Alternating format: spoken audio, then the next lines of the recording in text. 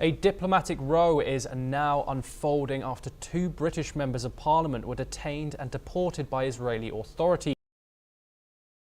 Yuan and Abtisam Mohamed had flown to Israel as part of a parliamentary delegation but were blocked from entering the country. Both the parliamentarians have also released a joint statement. Israel's Interior Ministry claims the MPs were intending to spread what it called hateful rhetoric against the state and its people. The move has drawn sharp condemnation from British Foreign Secretary David Lammy, who called the detentions unacceptable, counterproductive and deeply concerning.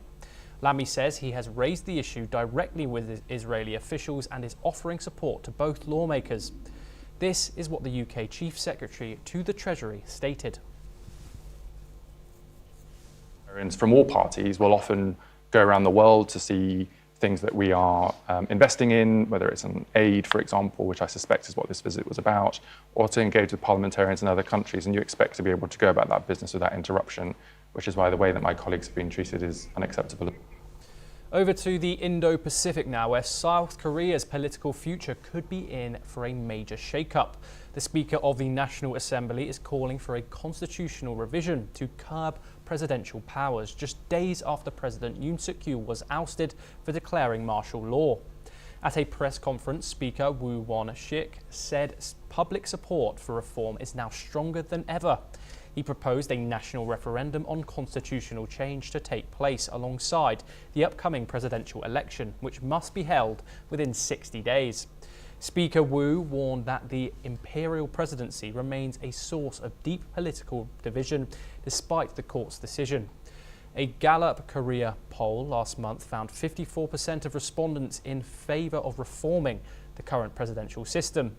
The Election Commission is eyeing June 3rd as a possible date for the vote.